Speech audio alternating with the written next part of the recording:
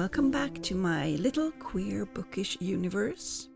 I'm Anna from Black Hair Tree, and it's that time of the month when I share with you what I have been reading lately. Today I have 9 books to talk about, including a hockey romance classic, a World War I time travel love story, and a few reads that were kind of a letdown. But before we dive into the books, it's time for Chapter 2 in my own story, The Tale of the Two Princes. I'm starting my spread, as always, with some coffee-stained paper. I make it myself from regular office paper. It's a really easy, fun, and cheap way to personalize your pages. So, last month, the veil between the human world and the Fae world parted, and the Fae Prince stepped through. He became the first of his kind to breathe the air of the human world in generations. In Chapter 2, he has made his way to the royal castle and joins a masquerade ball. No one knows who he is, least of all the prince who catches his eye.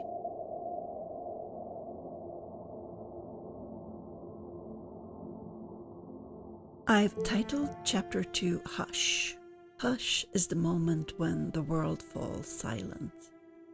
In a crowded ballroom filled with music and movement, 2 strangers notice each other and everything else fades away. For a single heartbeat, time pauses before it begins again, unaware that the world has changed forever. That is the mood I'm going for in this spread. I imagine the ballroom being lavishly decorated in gold and velvet, so I'm decorating the pages accordingly. One of the reasons I chose a masquerade theme is because I have tons of masquerade themed rub-ons that I didn't know when to use.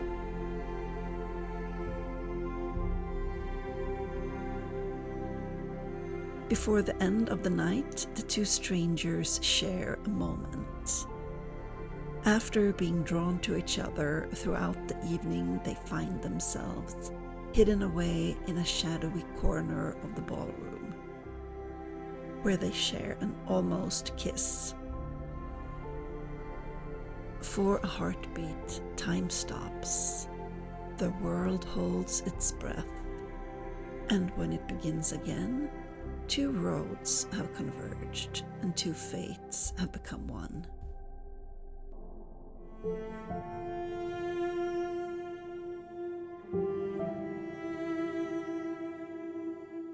And like Cinderella, this is where we leave the 2 princes for now.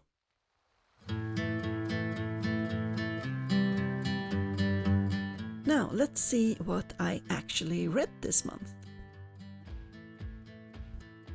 Since queer hockey romance is everywhere right now, I thought I'd start with a recommendation. Before Shane and Ilya, before Scott and Kip, there was Wes and Jamie. Him by Serena Bowen and Elle Kennedy is a bit of a classic in its genre. 2 former best friends who used to spend their summers together at hockey camp in Lake Placid throughout their childhood and teens are reunited when their teams face each other in the Frozen Four.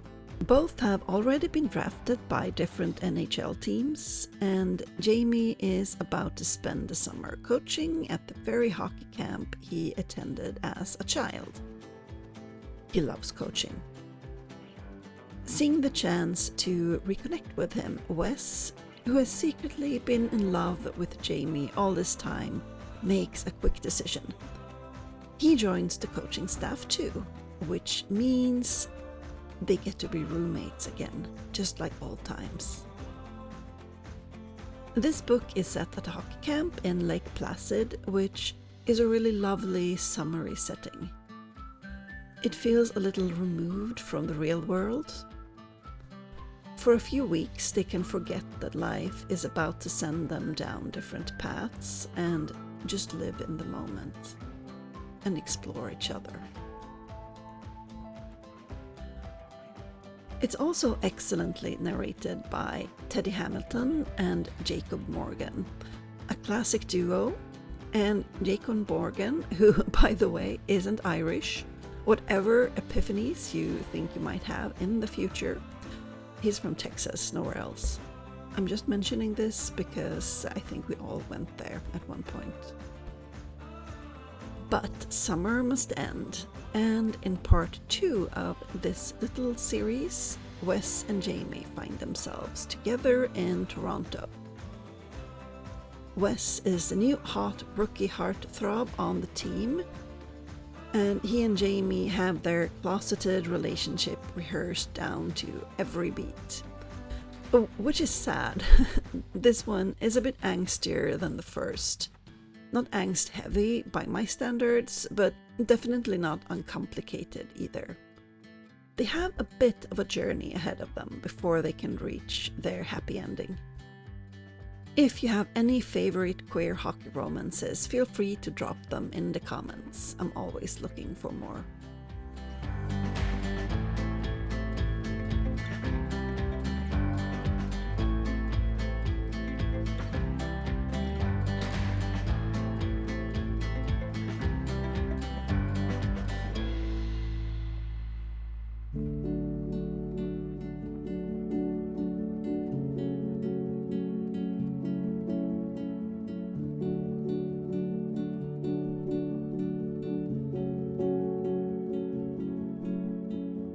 Next is one of the strangest premises I read this month.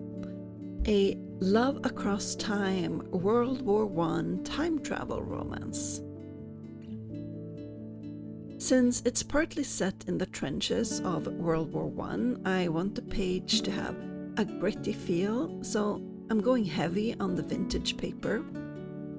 And for the title design, I'm focusing on an hourglass, slowly counting down to the inevitable.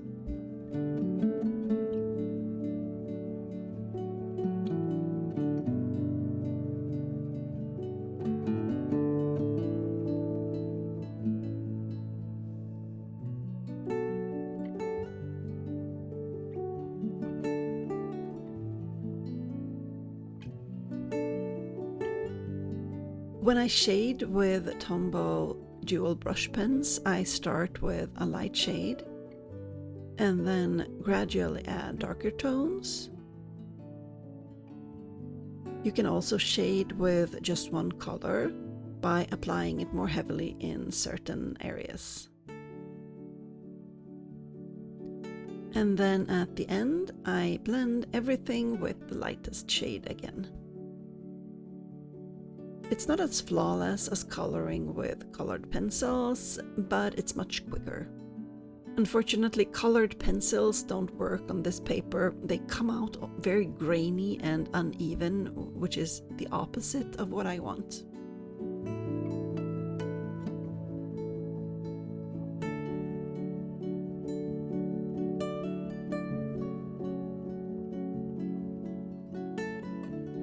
And there we are. The title of the book is Heroes for Ghosts by Jackie North. It's the first in a series of similar stories.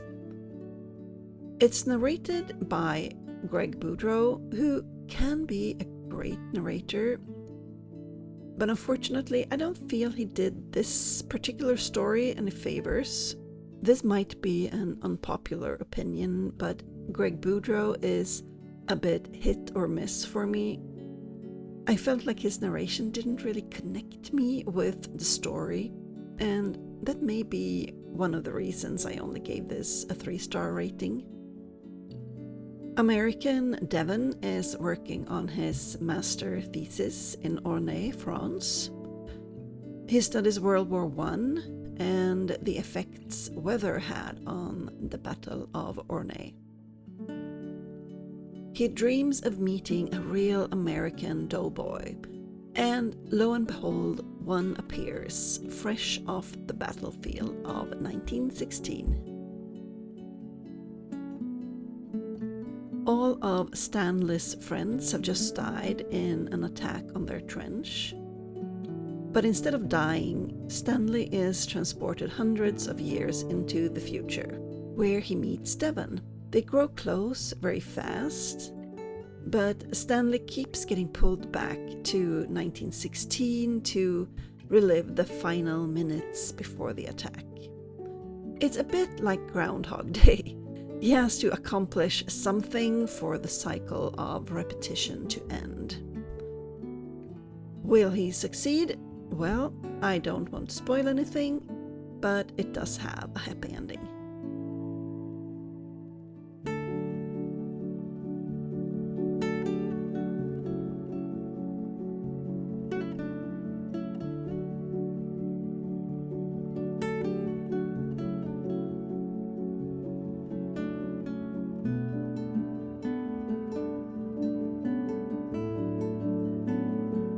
Next is a book I suspected to be very dark, but it actually surprised me. Garan Park by Nordica Night.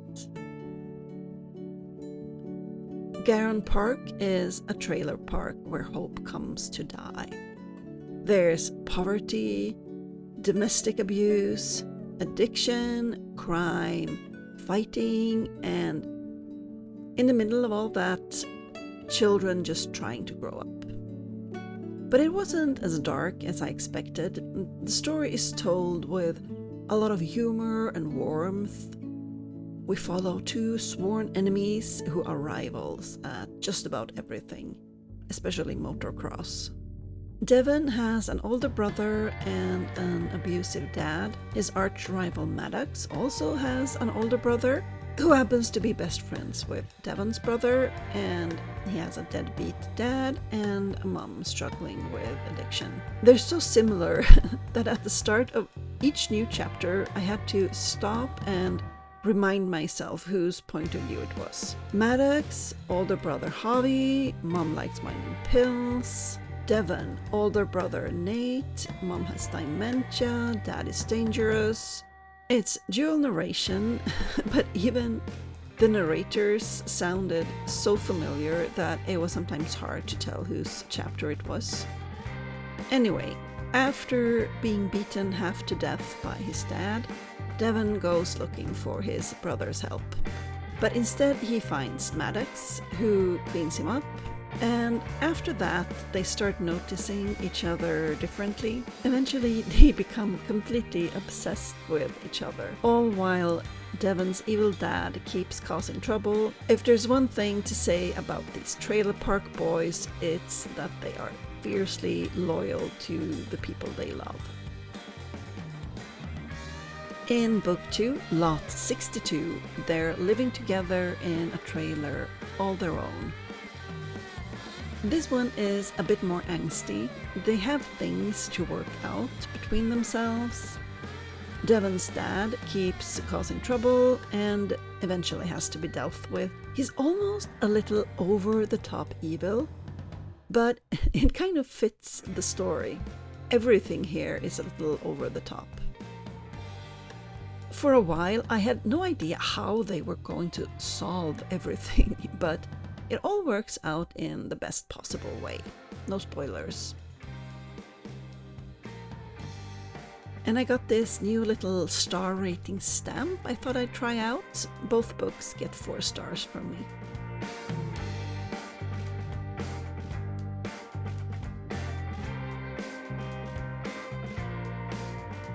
The third book in the series is about the two moroniest morons to ever moron.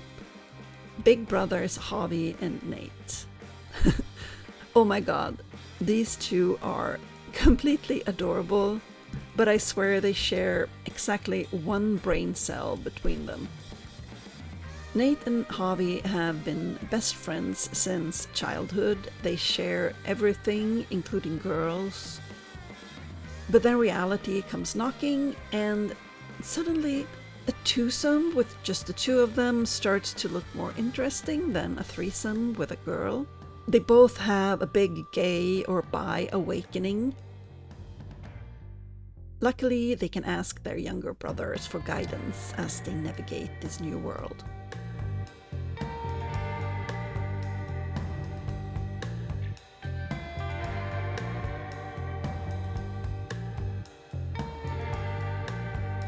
And I had to draw a little lava lamp, because if you know, you know. Those things really are a fire hazard.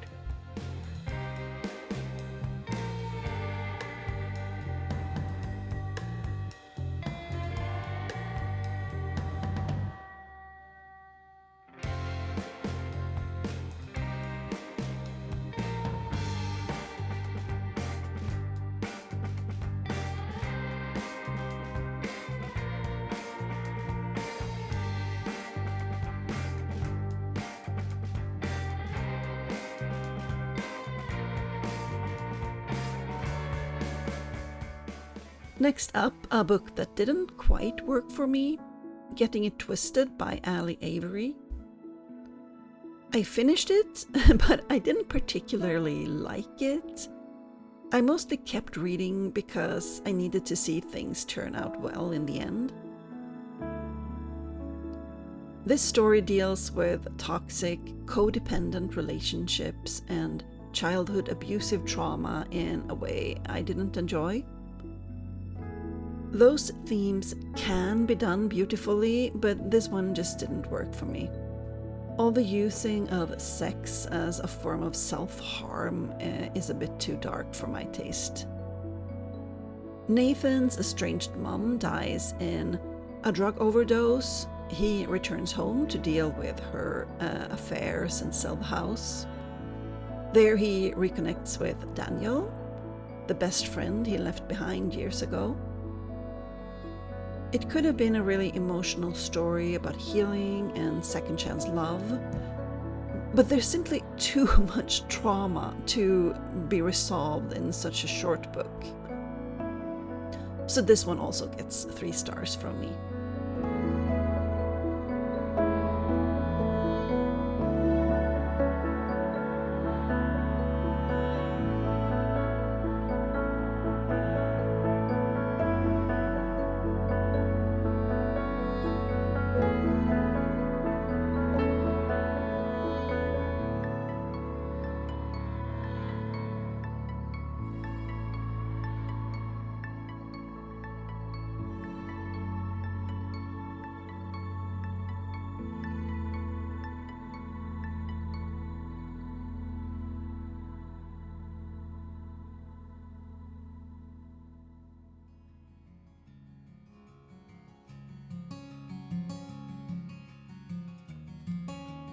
Another 3-star read is Proof of Life by Raquel Riley.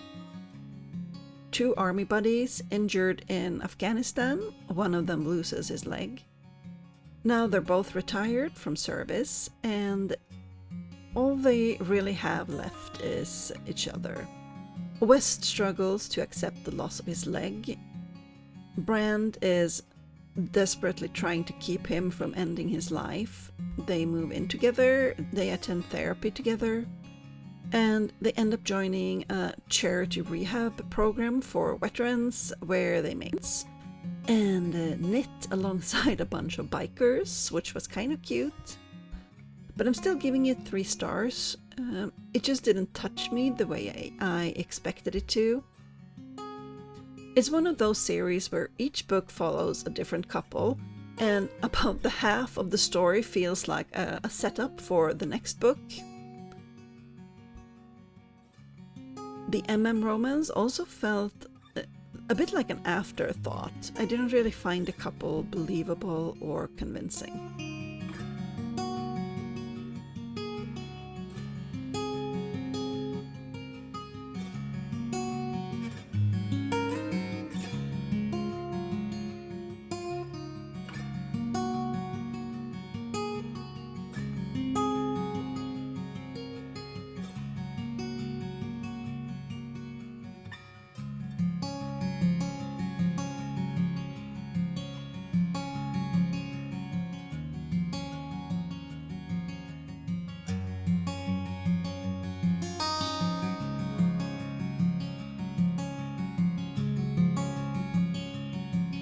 A few years ago, this was one of those books plastered all over romance groups as OMG 5 stars, amazing. It's Psync by Levin. I waited to read it because those hyped books rarely turn out as good as expected. This is about Eli that starts university and has an aversion to touch. Then he begins hearing a voice in his head, likes to complain. The book mixes Japanese mythology with an American university setting, which was interesting. It also has soulmate vibes, but Haruka is extremely possessive. Honestly, to the point where it really shouldn't be considered romantic. The relationship has strong codependent toxic vibes, and of course Eli carries childhood trauma. After this month, I am really fed up with that trope and relationship dynamic. So if you have recommendations for outstanding romances with healthy relationships, please let me know.